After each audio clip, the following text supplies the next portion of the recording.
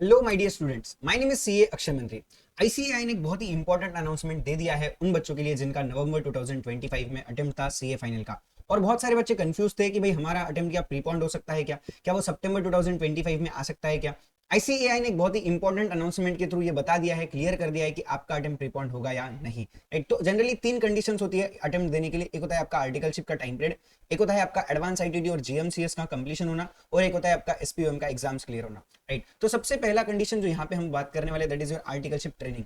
इन्होंने क्या बोला है कि तीन कंडीशंस है। देखो, अगर आपका 3 साल का आर्टिकलशिप पूरा हो चुका है जब आप एग्जाम फॉर्म भरते हो तब आप सितंबर में एग्जाम दे सकते हो, या फिर अगर आपका जो 3 साल का आर्टिकलशिप है वो 31 अगस्त 2025 के पहले हो जाता है तो आप सितंबर में एग्जाम दे सकते हो, या फिर अगर आप 1 सितंबर 2025 को आर्टिकलशिप में चालू है और लास्ट के सिर्फ 6 महीने बाकी है आपके आर्टिकलशिप के, और आपका जो आर्टिकलशिप का 3 साल का टाइम पीरियड है वो ऑन और बिफोर खत्म होने वाला है 28 फरवरी 2026, तो आप सितंबर 2025 में एग्जाम्स दे सकते हो। ये बात हो गई आर्टिकलशिप ट्रेनिंग के बारे में। देन इन्होंने बोला है कि जिन बच्चों को सितंबर 2025 में अटेम्प्ट देना है उनको अपना एडवांस आईटीटी और जीएमसीएस का जो कोर्स है वो कंप्लीट करना पड़ेगा। ये सबके लिए कंपलसरी है।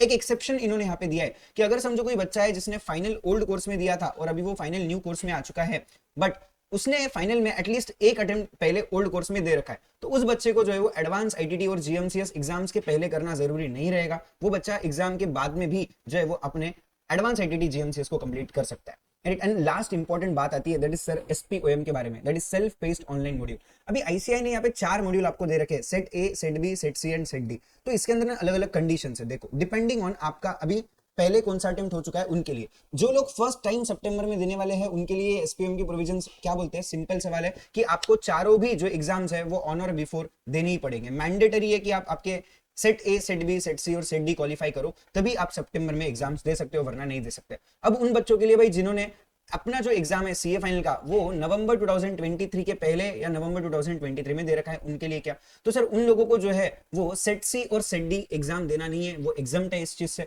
उनको सिर्फ अपना सेट ए और सेट बी कंप्लीट करना है। अभी वो कैसे करना है, देखो, अगर समझो कोई स्टूडेंट है जिसने नवंबर 2023 के पहले अपना फाइनल का एग्जामिनेशन दिया है बट वो पास नहीं हो पाया है ना, कोई भी ग्रुप के अंदर, तो उसको सेट ए सेट बी दोनों भी देना पड़ेगा, है ना। अगर समझो कोई नवंबर 2023 के पहले एग्जाम देता है, सेकंड ग्रुप जो है वो पास हो चुका है लेकिन एक फर्स्ट ग्रुप उसका बाकी है, तो उसको सिर्फ सेट ए देना पड़ेगा। कोई स्टूडेंट है जिसने नवंबर 2023 के पहले फर्स्ट ग्रुप पास कर लिया था बट सेकंड ग्रुप बाकी है, तो उसको सिर्फ और सिर्फ सेट बी देना पड़ेगा। जिस भी बच्चे को पेपर नंबर 5 में मई 2022 से नवंबर 2023 में जो है वो एग्जामिशन आ चुका है बट वो कोई भी ग्रुप पास नहीं होता है, तो उसको सेट ए ही देना है, बी देना नहीं है। वो एग्जामिशन मिल जाएगा क्योंकि वो कॉस्टिंग का पेपर है ना। और जिन बच्चों ने एग्जामिशन पेपर नंबर 4 यानी कि लॉ में ला रखा है मई 2022 से नवंबर 2023 के टाइम पीरियड के अंदर, बट वो कोई भी ग्रुप पास नहीं होते, तो उनको सेट बी ही देना है, बाकी कुछ भी देना नहीं है ना। और जिन भी बच्चों को sir paper number 4 paper number 5 में एग्जामिशन नहीं है, ना ही वो कोई ग्रुप पास हो चुके हैं, तो यार उनको तो सभी मॉड्यूल्स मतलब देना है। और जिनको दोनों में भी एग्जामिशन है उनको कोई भी मॉड्यूल देना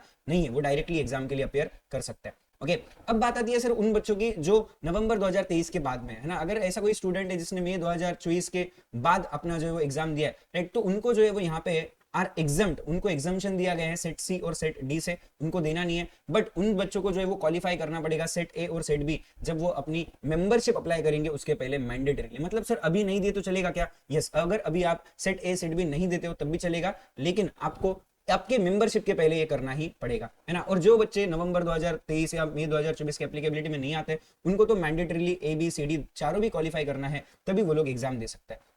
ओके, नेक्स्ट पॉइंट इन्होंने यहाँ पे बोला है कि अगर समझो कोई इंटरमीडिएट कैंडिडेट है ना, जिसने अपने बोथ ग्रुप क्लियर किए थे इंटरमीडिएट के टिल नवंबर 2023 और उसने अपना एडवांस आईटीटी जीएमसीएस भी खत्म कर दिया है, 2.5 साल का आर्टिकलशिप भी हो चुका है ना, ऑन और बिफोर 31 अगस्त 2025, तो वो बच्चा जो है एग्जाम्ट है अपने सेट और सेट डी से, यानी कि क्योंकि वो इंटर के पेपर है, बट उसको मैंडेटरीली ए और बी जो है वो क्वालिफाई करना पड़ेगा before applying for the membership, यानी कि अभी नहीं दिया तो चलेगा बट मेंबरशिप के पहले उसको देना ही पड़ेगा, है ना। और अगर समझो कोई बच्चा है जिसने अपने बोथ ग्रुप क्लियर किए हैं इंटर के आफ्टर 2023 यानी कि नवंबर 2023 के बाद में, उसने अपना एडवांस आईटीटी जीएमसीएस भी खत्म कर लिया, 2.5 साल का आर्टिकलशिप भी खत्म कर लिया, और उसके जो एक्सेस लीव्स वगैरह है वो सब कंप्लीट होके 31 अगस्त तक उसके 2.5 साल पूरे हो जाते हैं, तो उसको मैंडेटरीली क्वालिफाई करने पड़ेंगे सभी modules before appearing in the final examination. देखो, आपने पहले कब अटेम्प्ट दिया, इससे डिफाइन होता है कि आपका एबीसीडी आपको देना है या नहीं देना। अगर नवंबर 2023 के पहले वाला अगर आपका इंटर का अटेम्प्ट था, आप क्लियर हो चुके हो, तो आपको सेट सी और डी नहीं देना है, लेकिन ए और बी मेंबरशिप के पहले देना है, मतलब अभी देना कंपलसरी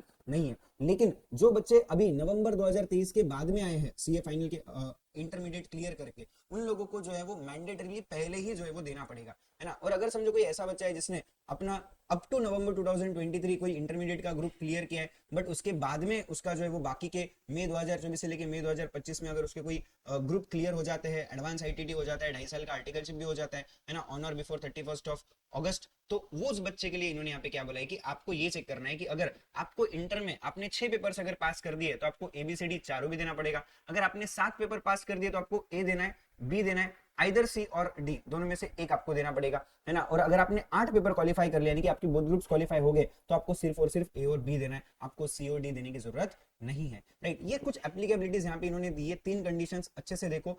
आपका नवंबर अटेम्प्ट पहले कौन सा था उनके लिए है ना, ज्यादा से कॉम्प्लिकेटेड चीज उन बच्चों के लिए जिन्होंने पहले दे रखा है और वो सितंबर में दे सकते हैं या नहीं दे सकते उनके लिए।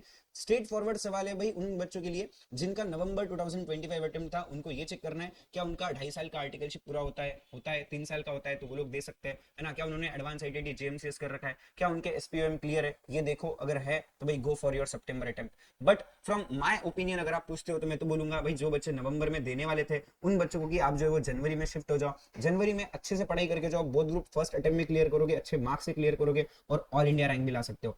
थोड़ा टाइम लो, 2 महीने की बात है, बट अटेम्प्ट अच्छे से दो, एकदम अच्छा रिजल्ट आएगा, ऑल इंडिया रैंक भी ला सकते हो, एक अच्छा जॉब अपॉर्चुनिटी आपको यहाँ पे मिल सकता है। ऐसे ही वीडियोस के लिए सीए फाइनल के रिलेटेड बने रहिए मेरे साथ में for the CA updates. I am your mentor CA Akshay मंत्री। मिलते हैं हमारे अगले वीडियो में, तब तक के लिए बाय बाय।